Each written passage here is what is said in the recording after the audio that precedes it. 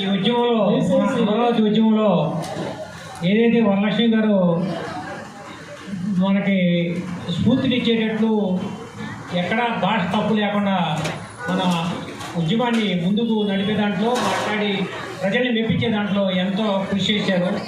ఇప్పుడు ఇవాళ ఈ ఆర్టీఐ యాక్ట్ కింద ఆర్టీఐ యాక్ట్ ఈ ప్రమాణ స్వీకారం చేసిన సందర్భంగా అకౌంటబిలిటీ ఇవన్నీ కూడా మనకు తెలియాలంటే, ప్రజలకు తెలియాలంటే దీంట్లో కూడా చాలా పారదర్శకంగా ముందుకెళ్ళి ఆర్టీఐ యాక్ట్ ద్వారా కొంత సమాచారం కాబట్టి యువకులంతా కూడా ఉత్తేజపరచాలని కోరుకుంటూ మరి అవకాశం ఇచ్చిన అందరికీ ధన్యవాదాలు తెలియజేసుకుంటూ వరలక్ష్మి గారు ముందు ఆ విషయంలో కూడా ముందుకెళ్తారని ఆశిస్తూ, అలాగే ఇక్కడ విచ్చేసినటువంటి గౌరవ రాష్ట్ర మహిళా సేవింగ్ గారికి అందరికీ ధన్యవాదాలు తెలియజేసుకుంటూ సెలవు తీసుకుంటున్నాను.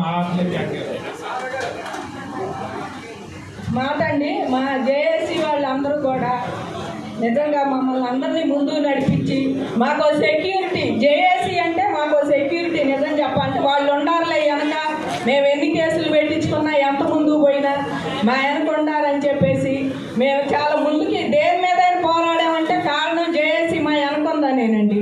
కాబట్టి జేఏసీ సభ్యులందరికీ ధన్యవాదాలు. మా శిబిరంలో ప్రతి వాళ్ళు మా సీనాన్న కానీ మరి మిగిలిన వాళ్ళందరూ కూడా సపోర్ట్ చేసి మన అమ్మాయి అని చెప్పి నాకు చాలా సపోర్ట్ చేశారు అందరూ. ఈ ఊరు ఆడపిల్లగా ఉన్నందుకు ఈ ఊళ్ళో ప్రతి ఒక్కళ్ళు నాకు సపోర్ట్ చేశారు. ఎంత దూరం తీసుకొచ్చినందుకు మరి మన శిబిరంలో ఉన్న వాళ్ళందరూ నాతో పాటు ఉద్యమం చేసిన మరి మహిళా మనులకి, నా సోదరులకి అందరికీ కూడా ధన్యవాదాలు తెలుపుకుంటున్నా. ముఖ్యంగా మా ఆయన గారు నాకైతే బాగా సపోర్ట్ చేసి బయటికి పంపించారండి.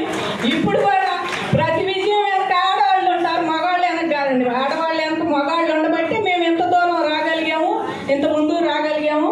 మరి రాయపాటి శైలజ గారు కూడా మాతో పాటు కింద పడింది, ఉరికింది.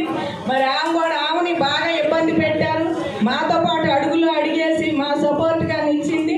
రాయపాటి శైలజ గారికి కూడా చాలా చాలా ధన్యవాదాలు.